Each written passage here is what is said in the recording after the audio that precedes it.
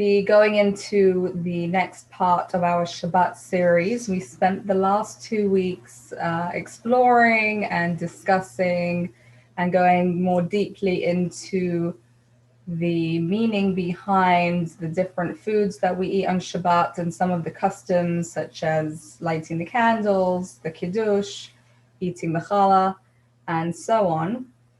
And tonight we are going to move on to a different topic under the same banner. So for those of you who've been with us over the weeks, we have spoken a lot about how Shabbat is transcendent. It lifts us up from the mundane atmosphere of the week. There's obviously a lot of spirituality to be accessed on Shabbat, but at the same time, there's a physical side to it, which we've spoken about, the physical enjoyment and pleasure and beautiful atmosphere that we cultivate and focus on during the Shabbat. So overall, we've really been focusing on and discussing the beauty of Shabbat and the wonderful benefits that it brings to us in many different ways. All this is obviously very true and is something that any one of us can cultivate and pull out of Shabbat if we so wanted to. A harder conversation to have is about observing Shabbat when we don't see the beauty, we don't feel the beauty, there isn't the tranquility, and sometimes even it is bringing only added pain, sadness, perhaps even tremendous suffering. And I will explain what I mean as we go on, because as we know, the Jewish people have been through a very interesting and difficult history, ups and downs, triumphs and tragedies all the way through our history. And on many, many occasions have been forced to and found keeping the Shabbat under the most difficult and trying circumstances. So I will share with you, I'm going to share my screen here with you so that you can see the quote I'd like to share.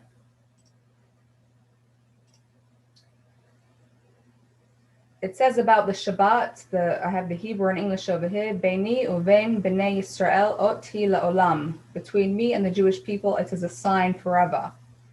If you want to talk about something that is really a hallmark of Jewish tradition, if somebody were to be discussing some of the basic observances or rituals of Judaism, Shabbat is likely to be one of the things that would come up. It's really something that is well known and many people connect with and observe in any number of ways, whether it's every week or even less often. It's something that's very present in Jewish life. So Shabbat is called a sign, an ot. God gave it to us as a sign of his love and connection to the Jewish people, a really special, distinct gift that he bequeathed to us that we should observe and take advantage of. But now to look back through history and see how even in the most difficult of times, whether it was during just times of discomfort or poverty, down to where the enemies of our people really oppressed and forbade the observance of Shabbat and other Jewish laws, we will see how the Jewish people still heroically rose up and remain loyal to the keeping of Shabbat. So if we start from the time that the Jewish people were living in the land of Israel, they had been redeemed from Egypt, they wandered through the desert, they received the Torah, and after 40 years of wandering, they finally arrived in the land of Israel. But there, of course, They don't achieve tranquility right away. There's a period of time till they conquer all of the area and settle there, and then eventually build the first temple. Now, although there was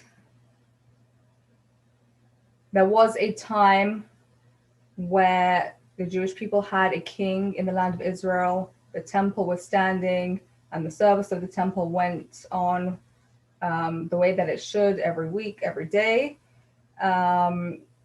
This didn't last very long, because within the Jewish kingdom itself, after a few generations, there was fighting, there was dissent, there was more than one king that the Jewish people wanted to appoint, and problems came back again to the Jewish people. And then, of course, aside from that, we had the nations within the land of Israel who still lived there, the surrounding nations. It was a time where the way that you showed strength and power was by conquering as many countries as possible. So there would be wars in this direction and wars in that direction. The land of Israel was quite centrally located along the path through which these armies would go, and often found itself within the fighting and coming under the rulership of new nations. So with the destruction of the first temple that took place by the king Nebuchadnezzar, and the Jewish people were exiled to Babylonia, eventually, after 70 years, they were allowed to return to the land of Israel and build the second temple.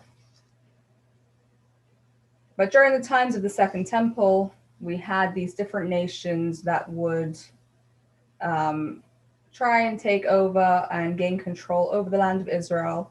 And usually they allowed the Jewish people to function in their own relatively autonomous way, free to practice their religion. They would tax them heavily and cause them different types of suffering and oppression, but mostly didn't prevent the Jewish people from keeping their religion and observing the commandments.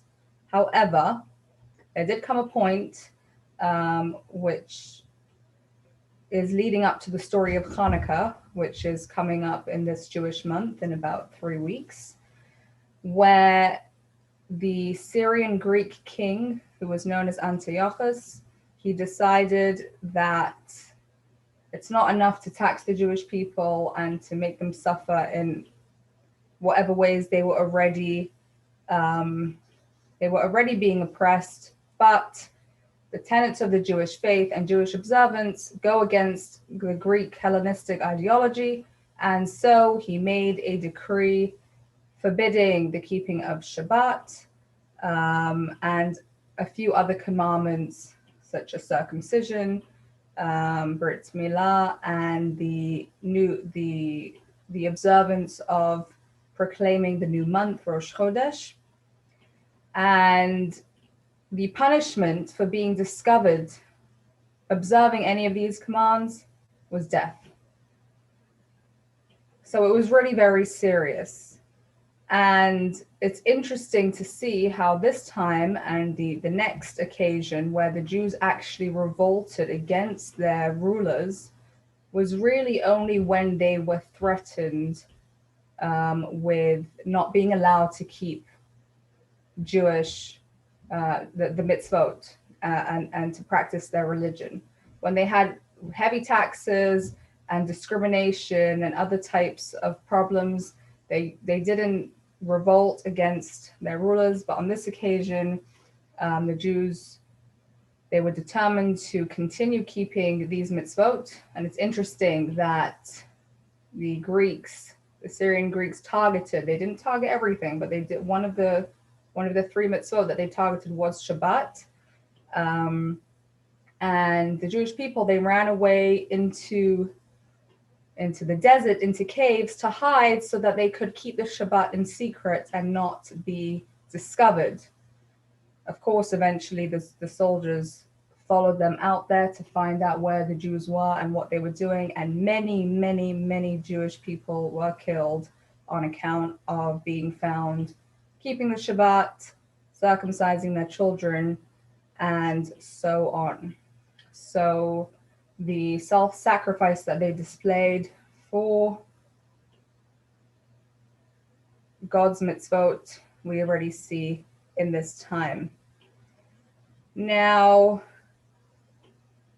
even though eventually the Jews did succeed in a completely miraculous way in revolting and overthrowing the Syrian Greeks and recapturing the temple and rededicating it and rebuilding, again, the stability didn't last very long.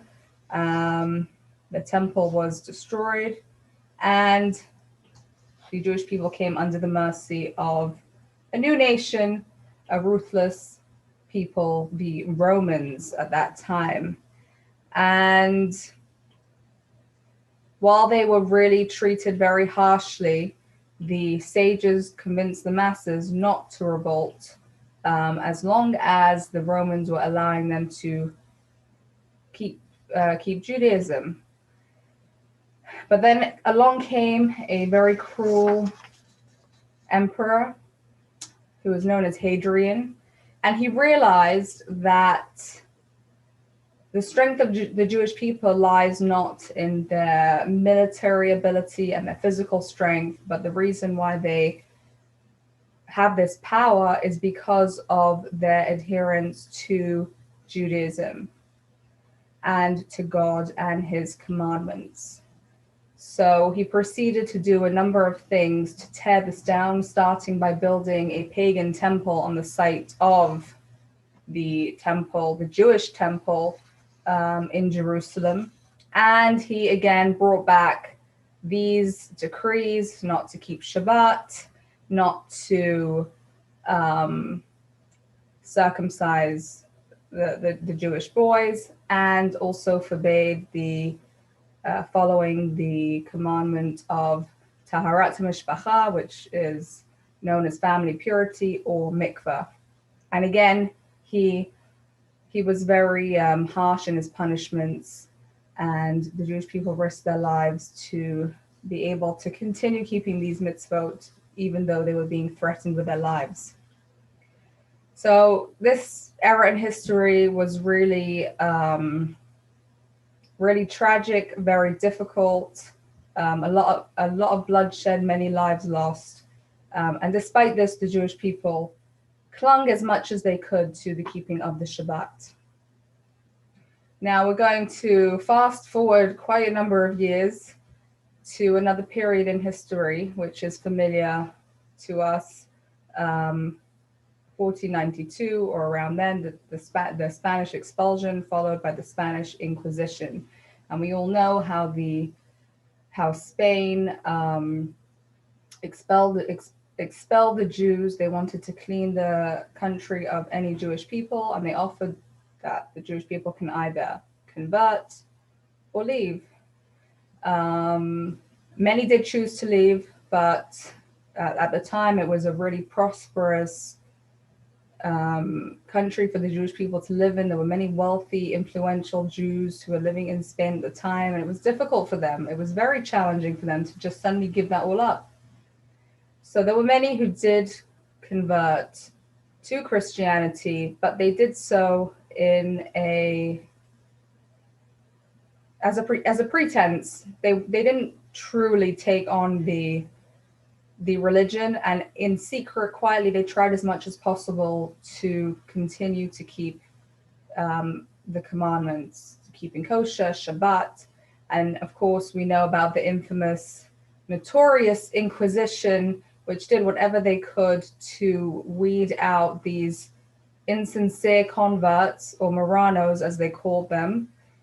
And they encouraged the local loyal Christians to look out on their neighbors and try and see if there is any suspicious activity. And I'm going to show you an excerpt from a local Spanish edict that was put out to help the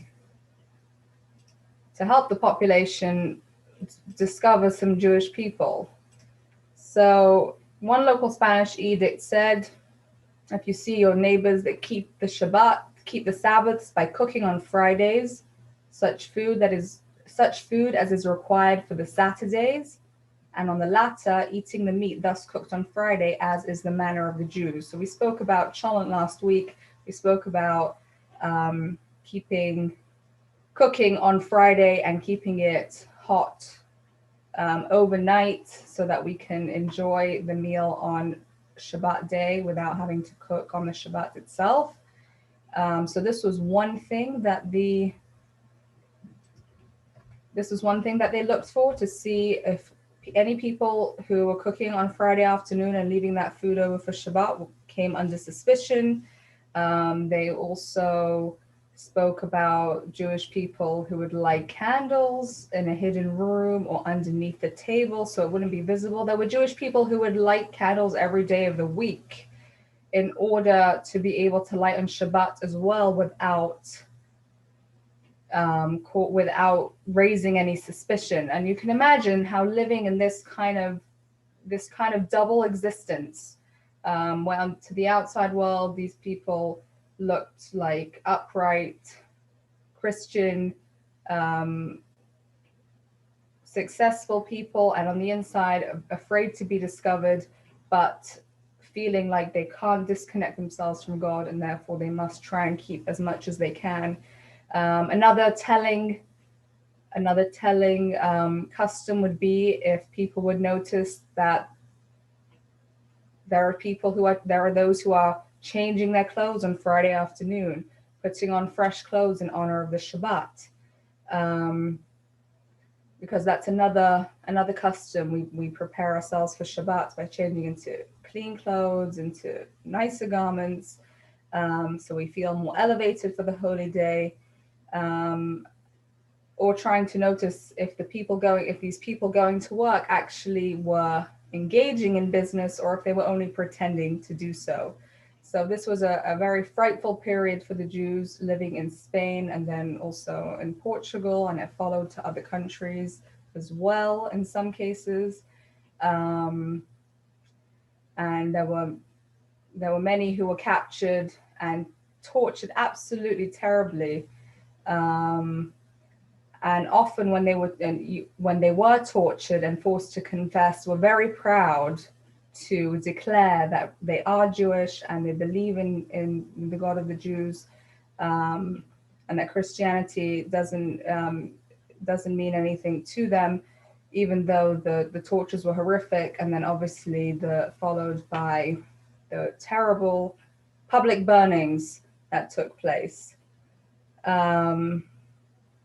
So again, really something very difficult for us to even fathom, how in the face of such terrible torture and threat to life, and with torture, it's endless. It's not a quick, clean death, which is also, something that we can't even think about. But the suffering that they had to endure, and yet they passed this on to their children.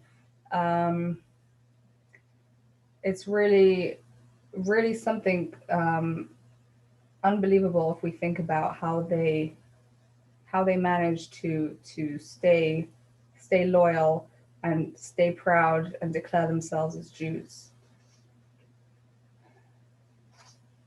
Now, moving along, again, we're going to skip a couple hundred years. We are not able to go through all of history in one night, obviously. And this is really a different type of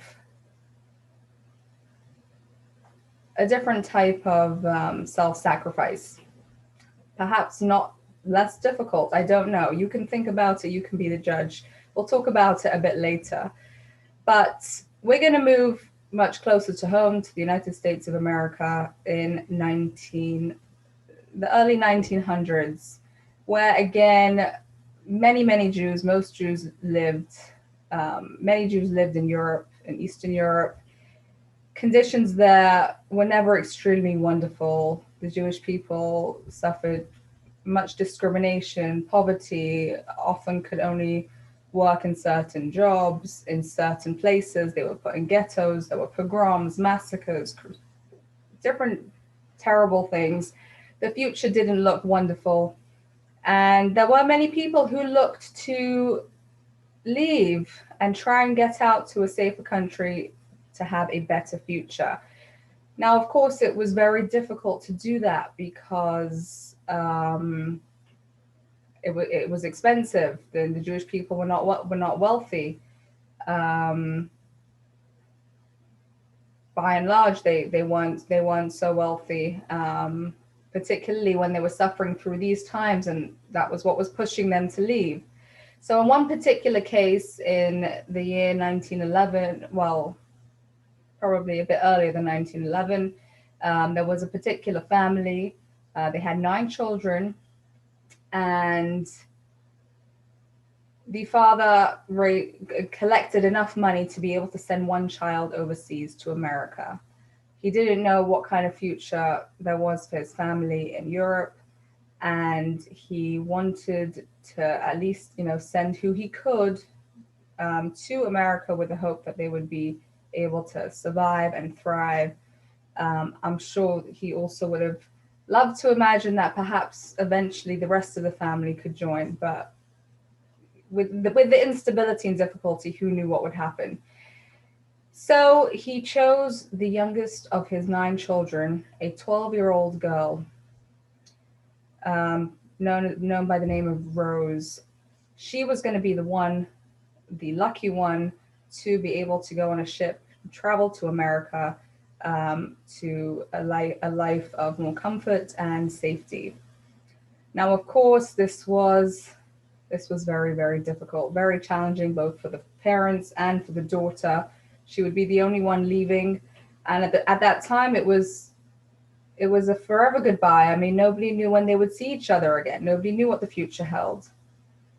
And as they're leaving and she's heading towards America, the father is very well aware that in America, in the land of freedom, religion was not being upheld as strongly as in the Alter Heim, the old town in Europe. So he wanted to strengthen his daughter and encourage her that even when she comes to America, if she's being faced with new trends, new situations, new circumstances, and probably going to be encouraged and told that religion is not so relevant over here, that she should still remain firm. She should still remember the importance of the mitzvot. So he says to her, I'll read, this is probably not the exact quote, but the message went something like this: Rose, mein Kind, remember, God is watching over you every step of the way. Remember his laws and keep them well. Never forget that more than the Jews have kept the Sabbath has kept the Jews.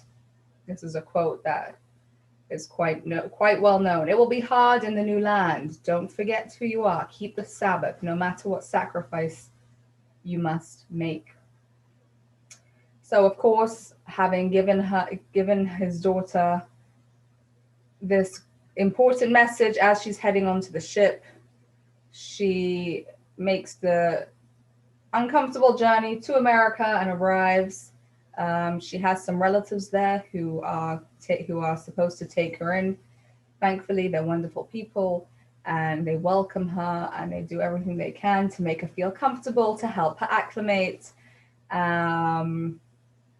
And she finds herself a job, as she needed to, in order to be able to bring in some money. While there was more safety and more opportunity in America, it was a far cry from being the golden Medina, the golden country that everybody dreamed about. It was hard to find work. You had to work hard. You didn't earn a lot of money. So she found herself work as a seamstress in a clothing factory. She starts her job. 1 week she goes, and the first Shabbat comes, and her father said that she should keep the Shabbat. So she tells her She tells her boss, I have a stomachache, I can't work. The next week it's an earache. By the third week, he catches on that she's trying to avoid working on the Shabbat. And he tells her very sternly, this is America. Shabbat is not important. You have to come to work every single day without exception. If you do not come to work this Shabbat, you will be fired. And this is a situation that repeated itself for many, many Jews coming to America, coming to the new country from Europe over the early 1900s and trying to scrape together a livelihood for their family. And many Jews displayed tremendous self-sacrifice. And this girl, she's a young girl.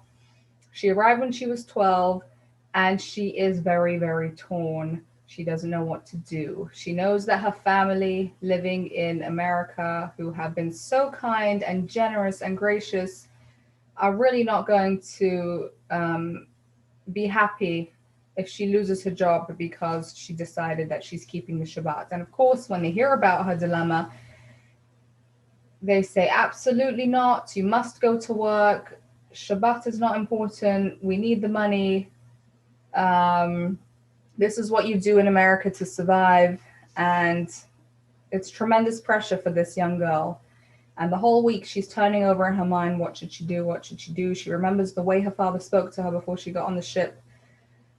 And as Friday evening arrives and becomes sundown, she resolves that she's a Jew and Shabbat is important and there's no way that she can break the Shabbat. So the next morning, she wakes up Saturday morning and she's too afraid to tell her family that she's not going to work. So she leaves the house as if she's going to work. But instead of going to the factory, she goes to a park nearby. She spends the day tense, anxious. There's no Shabbat atmosphere on the park bench where she's sitting on her own. She tries to remember some of the songs that her father used to sing at home.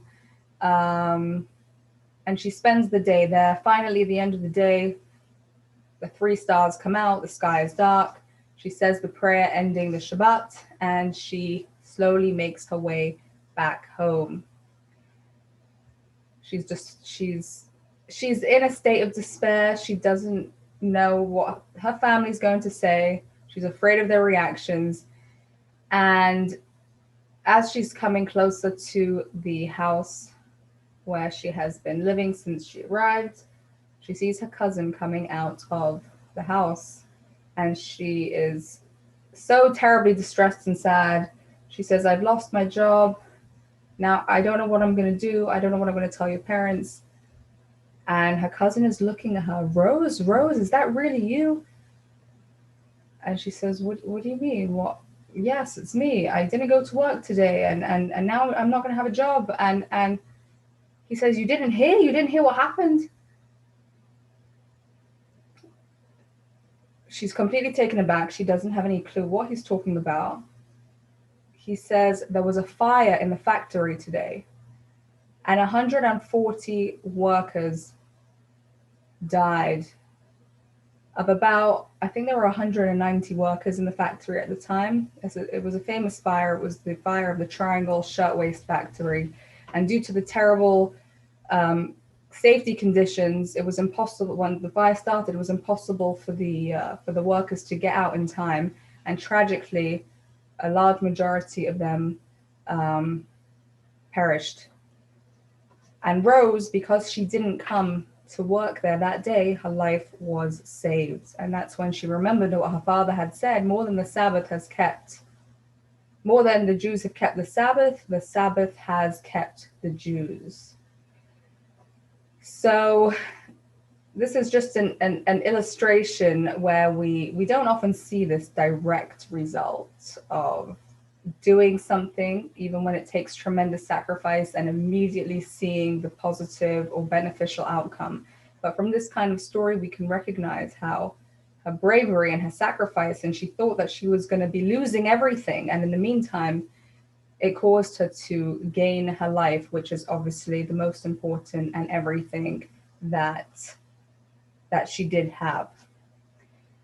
So obviously it's a completely different sacrifice than giving up one's life, but being challenged with one's values, especially when livelihood and sustenance is on the table, and especially when you're a vulnerable young girl who's relying on the generosity of others, is really a big challenge. But she had that strength within her, and it ended up saving her life. Moving forward a few years, we were talking about this a little earlier before the class. We move into a very well-known, dark, tragic, difficult period, the Holocaust. And I actually have some excerpts for us to look at, which really show us the bravery of the Jewish people, where you would think that when your physical survival is uppermost in your mind because it's at such a great threat, then all you're going to focus on is physically surviving by hiding, by finding food somehow, and everything else is going to go out the window because it's not important. But we're going to see how actually that is really not the case. That really was not the case. So here we go.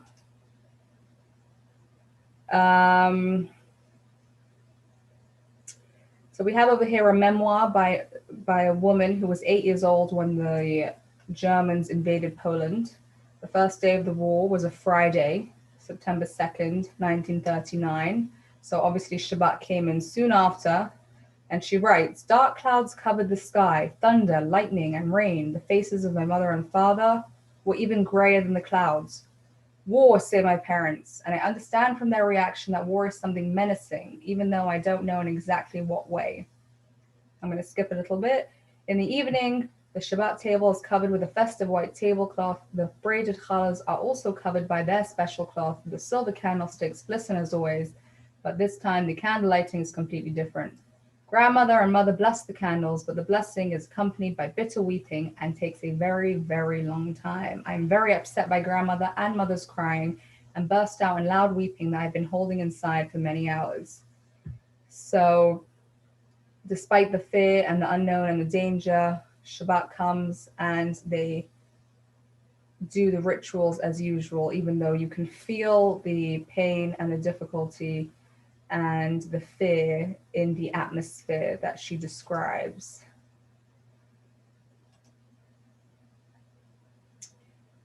Now, this is from a man who was a young boy during the early days of the war. So his family was faced with the question of whether or not to flee to the east on Shabbat from the invading Nazis. "We will not travel on Shabbat," father decided. "If Hashem, God, wishes to, he will rescue us without us desecrating Shabbat. We therefore observe that which is written in the prayer. She," which refers to the congregation of Israel, "sits and awaits for the Shabbat to end, with the intention to join those fleeing from the city after Shabbat. 3 stars announced the end of Shabbat. We realized that we had to hurry and leave the city. But where would we find a wagon driver, and who would agree to drive us? After numerous efforts, we turned back from whence we came. Hundreds of other people turned back as well." So of course, with so many people trying to leave at the same time, many people were not able to leave. They couldn't find ways to travel to safety. And again, at a time where you would think that the most basic instincts of survival would take over, and the only question would be, how can we get out of here and be safe? This family weighs, trying to decide, shall we travel on the Shabbat or not? And they make the heroic decision to stay put and observe that Shabbat. Now, here is another scenario where later on in the war, so the Germans put the Jewish people into ghettos, which often ended up being the beginning of the process till they were eventually deported to concentration camps. So this particular rabbi, his name was Ephraim Oshri, he was brought many very challenging and difficult questions of Jewish law during the Holocaust, which never came up previously. So over here, he was asked by people in the Kovno ghetto whether they might fulfill the mitzvah of lighting the Shabbat candles by using electric lights. and whether they might recite the blessing on those lights. People who all their lives had been careful to fulfill this mitzvah were unable to obtain candles because of the very fact that they were locked up in the ghetto. Electricity, however, was available. So the response was that if you cannot light Shabbat candles under any circumstances because you just can't obtain candles, it's permissible to recite the blessing on electric lighting. That's actually often done in hospitals. If somebody finds themselves in the hospital and they're not allowed to light a flame, so in many hospitals in Chicago, they actually have these available, these little electric candles. You can turn the candles on and then make the blessing instead of using regular candles and still fulfill the mitzvah. Now, this is something even more unbelievable, in my opinion. Over here, we are looking at girls who found themselves in the concentration camps. So it's quite lengthy and we don't have so much time, so I'm not going to read the whole thing. But during all our tribulations, we're in the second paragraph, we always try to observe the precept of lighting the Sabbath and holiday candles, sometimes a hollowed out potato filled with margarine and a rag wick inside of it would serve as our Sabbath candle in the darkness of our property. So let's think about this. They were giving up. They barely got any food to begin with, right? The rations were extremely, extremely meager and completely inadequate, and in order to sustain these women and girls, and they had to save a little bit day by day. You know, the margarine, let's say, they had to save a little bit day by day, or they had to, you know, sometimes somebody worked in the kitchen, they had to sneak a potato from the kitchen, which could bring them terrible punishment and even death. And then, of course, if they would have been found lighting those candles, you know, we don't even want to think about what happened in those circumstances, but still they would risk their lives. While we were working in an arms factory, we brought screws from our place of work and filling them with machine oil made Shabbat candles. Oh, sorry.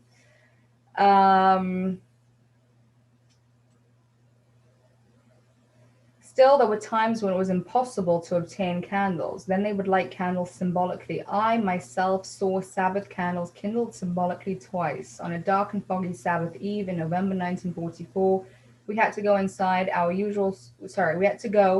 our usual squads of 5 to work on the 12-hour night shift. We walked bitterly in our tattered clothing, through kilometers of mud and filth to the armaments factory. Suddenly, the woman next to me, who was from Subcarpathia, began to speak. I just lit the Shabbat candles. I listened to what she said with astonishment. I saw 2 electric bulbs and said the blessing on them, she added. So this determination, even when it was completely impossible to actually do anything physically to observe the Shabbat, but into some kind of way hold on to that spiritual connection, and do something to mark that this is Shabbat and it's a special day and it's a holy day and it's different from the rest of the week, even in the terrible conditions of the concentration camps, is really something unbelievably heroic. Okay, so we will move on. We will move on to. Okay, I'm going to have to skip this one because we are getting short on time. Obviously, this is just a very short illustration of the unbelievable sacrifice that took place on many fronts under many different trying circumstances. And again, that tremendous heroism to nurture spirituality and connection to Judaism in some kind of way, regardless of the level of despair that they reached, regardless of the suffering, of the threats to their lives. It's something that is really hard for us to even imagine or relate to. So let's move to to our times today, right? Obviously, thankfully, despite the uncertainties, the challenges, the difficulties, we thankfully live in comfort.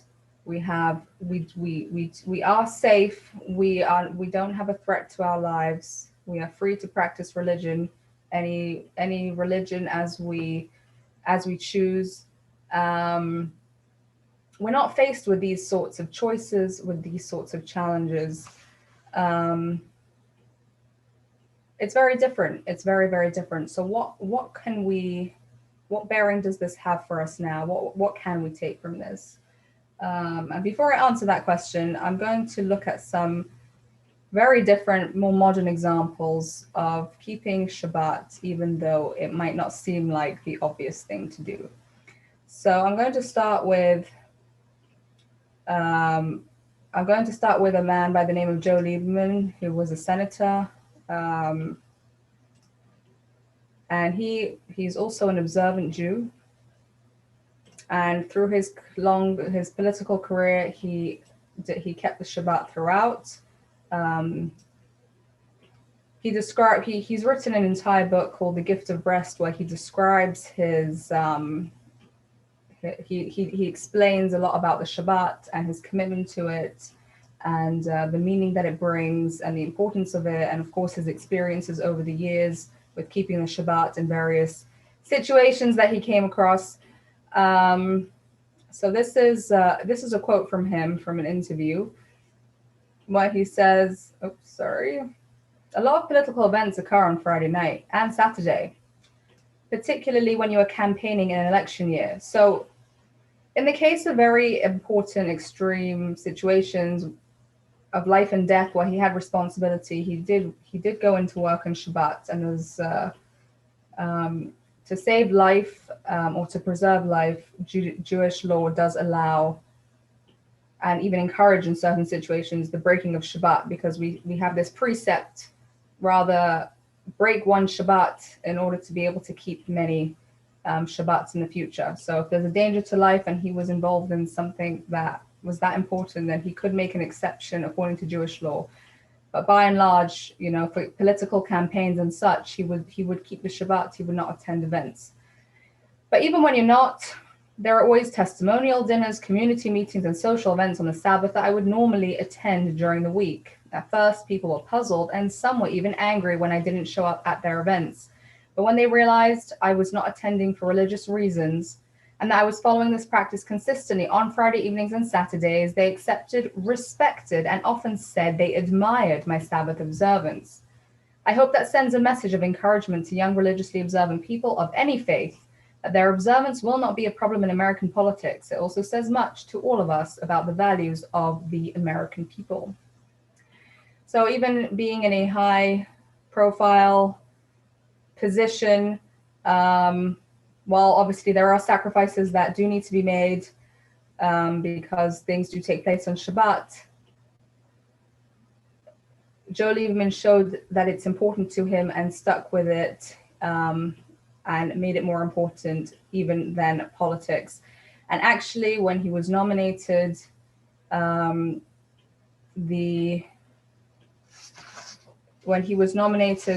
the Democratic Convention in 1988, he did not attend the convention because it took place on Shabbat.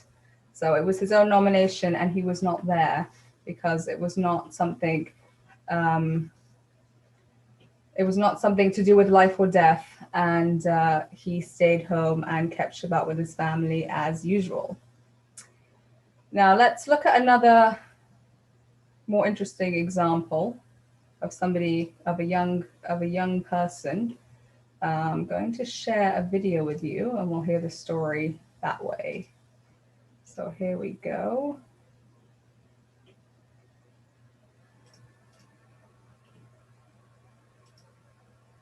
Sorry, I'm having a problem with my sound. Hang on.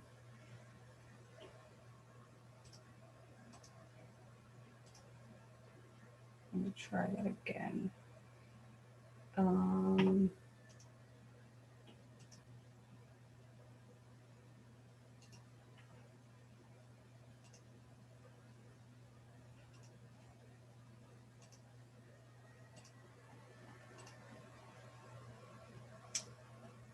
I'm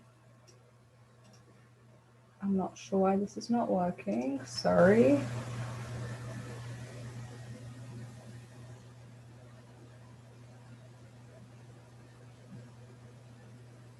Okay, I don't want to keep you, so I will have to tell you the story. Let me just see if I can show you a picture of the young girl who we will be talking about. Her name is Esti Ackerman. Here she is. You can see her playing ping pong. She is a very talented young woman. She has won many trophies, attended many competitions in the United States and won. These are her trophies, as you can see. She trains 5 days a week for 2 to 4 hours. And as you can see, it says over here, Olympic hopeful. She is that skilled that she, at the time she wanted to try for the Olympics. This is in 2016. I suppose she didn't make it then, but this time now, I guess it was in February, she wanted to try for the Summer Olympics, which we don't know what's going to happen with those, but that has always been her dream. She's been working towards that since she's very young. At the age of 11, she won a very well-known ping pong player. I think his name is Rappaport, if I remember correctly, but I'm not sure. Many, many years older than her. She actually says in this interview that one of the things that she loves about ping pong is that you can play against anyone. Doesn't matter how old you are, because of the type of sport that it is, you can win people who are even much older than you.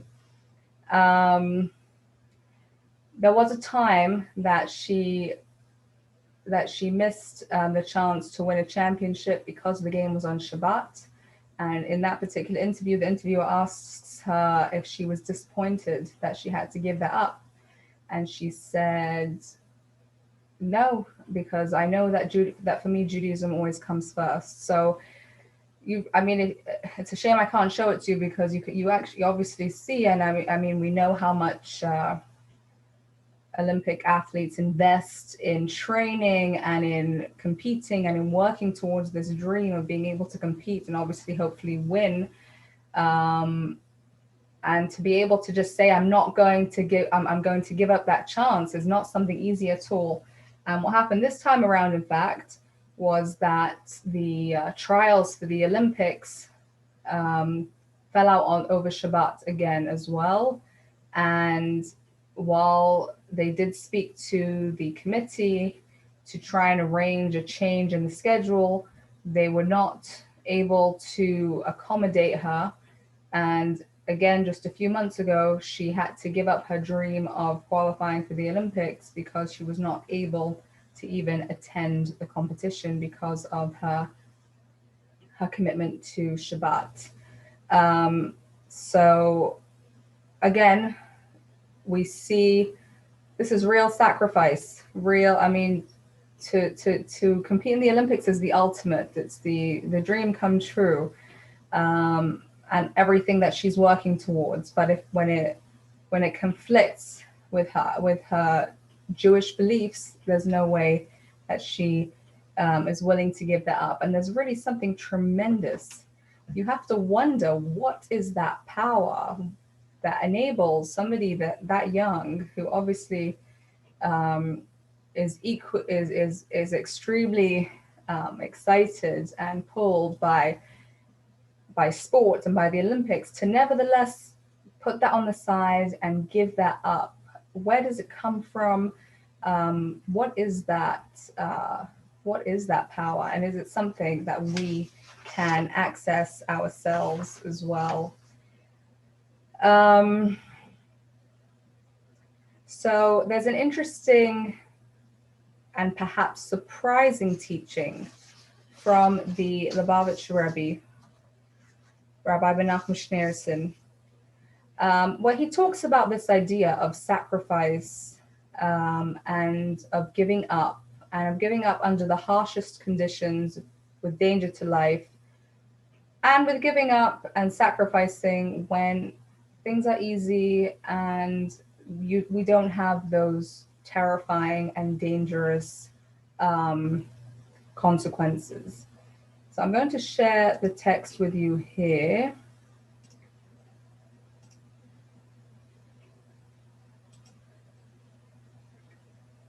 So he writes,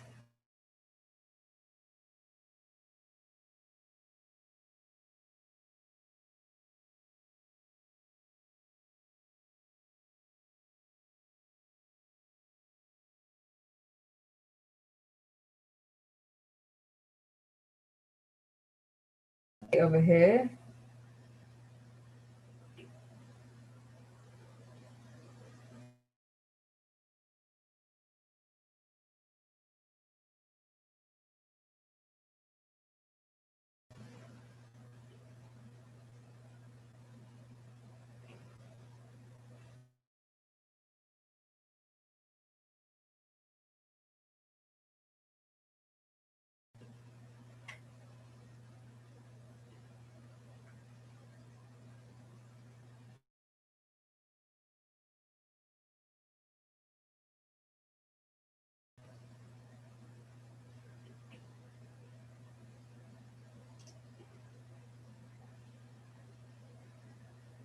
Sorry, do you hear me? I feel like I'm having some connection issues. Can you just give me a thumbs up if you hear me, please?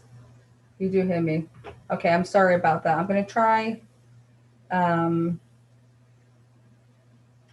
try share one more time. Hopefully it will go better. Let's see. Okay.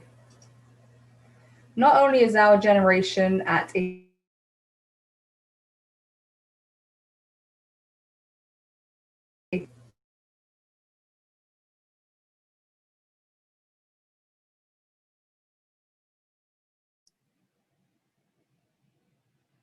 You've frozen up.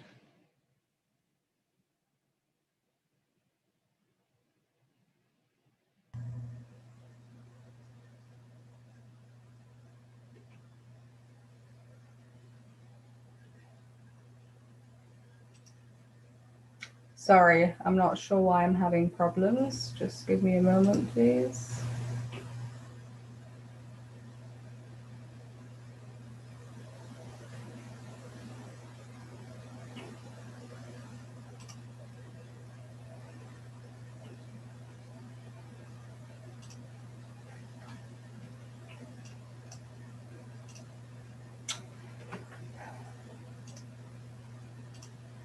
Okay, I will just read the excerpt because for some reason my connection or computer is not allowing me to share it. So I apologize for these technical difficulties. Let me just find the text. Okay, so not only is our generation at a time when we have both physical comfort and religious freedom able to reveal the essence of the soul, we are able to reveal an even deeper level than those that were forced to risk their lives in order to practice Judaism. So, what's the Rebbe saying over here? We are able to reveal an even deeper level than those that were forced to risk their lives in order to practice Judaism. That's a surprising thing to say. You know, I don't know about you, but when I think about having to face the choice of giving up my life rather than or fulfilling a Jewish mitzvah, I mean, I don't even know. I can't imagine having to face such a choice and the tremendous self-sacrifice it takes to when a person does give up their lives. So what does the Rebbe go on to say? Even though self-sacrifice shows that a person's Judaism is an intrinsic part of who they are, this doesn't necessarily mean that the act of self-sacrifice will fundamentally change their day-to-day behavior when the persecution is taken away. In other words, even though self-sacrifice reveals the person's essence, it's as if he's overcome by the momentary inspiration of his essence and not fundamentally changed by it. So it's probably hard to follow when you can't actually see the text, and I'm going to explain it. So what the Rebbe is saying is that when a person is faced with persecution from the outside, right? Like the example of a mother, let's say, I think the story actually happened. She comes outside and she sees that her child, there's a car, a car has run onto her child, and the front tires of the car are on her child's body. And she races out the house and she comes over to the car and she lifts up the car and pushes her child out to safety. Now, obviously, this mother doesn't have the physical strength to lift up a car, but the adrenaline and the danger and the intrinsic desire to protect and save a child brought out strengths from inside of her that she didn't know that she had. But if you would ask her to, on a regular day, to go over to a car and lift up the car, she would not be able to do so. She just physically doesn't have the ability. So yes, it's somewhat inside of her, that tremendous innate strength, but it was only brought out from an outside pressure, from an outside source. And therefore, it's not necessarily something that can be sustained. And in this situation, it's not something that can be sustained. It's not going to happen again. God willing, she won't face other situations like this. Let's think of the example of somebody who goes on a diet, right? So there's a woman, she's been on a diet for 4 months. She has lost 25 pounds. Amazing. She's been working so hard. She's not eating sugar. She's exercising every day. She's cut out. She doesn't eat out anymore because she's cutting down on her calories. And wow, it's tremendous. She's made an unbelievable accomplishment. But how will she know, or her friends or her family know, if those lifestyle changes are lasting habits, or if it's just while she's feeling the momentum and she's excited about the progress that she's making? In 5 years, if she's still exercising and she's still managed to keep the weight off and she's still eating healthy, then you know that it's a lasting change that's become part of the way that she now lives. So the Rebbe is saying over here that, yes, it's tremendous when somebody can take out strengths from within themselves to risk terrible torture or danger to their life in order to be able to fulfill a mitzvah. But will that inner essence and tremendous strength, will it remain every single day from here on? Or once the danger passes, thankfully, hopefully, they just go back to the regular way of functioning? When we live in a time of comfort, of freedom, of stability, a time when we can practice as we wish, it's much more challenging to reach inside of ourselves and to have that firm and strong commitment. Because when we don't have that opposition and we don't have that challenge, sometimes we don't realize that strength within us because we're not bringing it out of ourselves. But when we are not being challenged and threatened and forced, but we still manage to activate that inner essence, that inner power, that inner core, it's coming from a much deeper and much more powerful place. Because it's something that we have done on our own with our own hard work without being pressed to from some force outside of ourselves. And when we do that on a continuous, sustained basis, which is obviously even harder, a one-off show of tremendous strength is not as demanding and challenging as a constant daily pulling out that inner essence of ourselves. And it's a challenge. It's a challenge because by our very nature, we see our physical needs as much more immediate, as much more tangible. They're much more readily noticeable if we're hungry, if we're tired, if we are missing social interaction that we haven't had for a long time. We notice those things very quickly without having to explore and understand what it is that we're missing. But when there's something spiritual that we're not doing, it's a deeper layer within that is often harder for us to notice. We have to actually stop and take the time to remind ourselves because it's not tangible. I mean, sometimes we ourselves feel that there's something missing, and it is something that's spiritually related, but it could be that we ourselves don't necessarily understand that it's coming from something spiritual, and it can take time um, to really recognize that.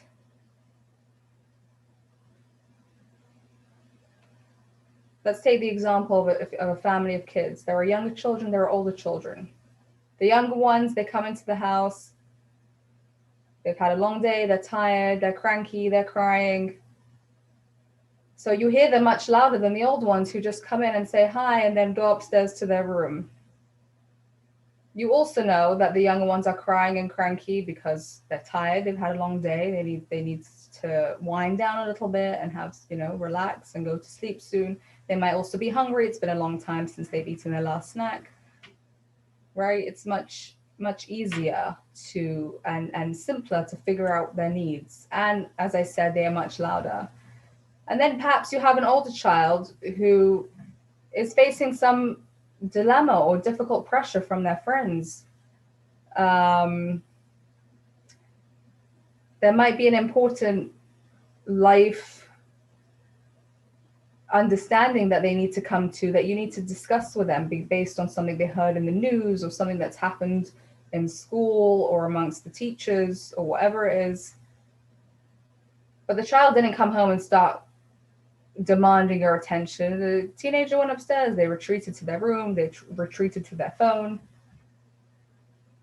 But that doesn't mean that you could just say, oh, they're fine, they're not crying, they're not stomping their feet, they'll take care of themselves. Sometimes it's more important to make sure that you seek them out, obviously, calmer later time perhaps, and have that conversation with them and talk about important things and give them the guidance that they need. So just because their needs might be less obvious, it doesn't make them less important, and perhaps it makes them even more important. So within ourselves, we also have those more physical, obvious needs and those deeper, more spiritual needs, which are not necessarily so apparent, but we need to take the time to stop and think about them and try and discover what they are and make sure that we nourish them. And as the Rebbe says in this text of his, whenever we take the time to focus on our spiritual health, to focus on the mitzvot that our souls would like us to do. Sometimes sometimes it's a mitzvah that we want to do. We love to do it, or we're going to be doing it with somebody that we enjoy spending time with, or whatever it is, and that's great. And sometimes it's a mitzvah that it's going to take some sacrifice. It's going to make us a bit uncomfortable, or we're going to have to give up something that we would have preferred to do. It depends. It can depend on the mitzvah. It can depend on the time. It can depend on how you're feeling, right? But every time we take that moment and we say, we're going to focus on the Judaism because that really is more important than the other things that are going on right now. We're reaching inside of ourselves into a very, very deep place. We're reaching into our essence, we're reaching into our core.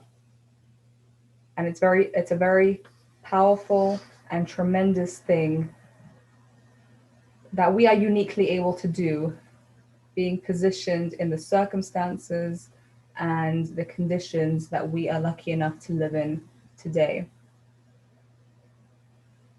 And at the same time, of course, we can take inspiration from the sacrifice, from the tenacity and the determination and loyalty of the generations that came before us, and where they really showed us the importance of all of these things.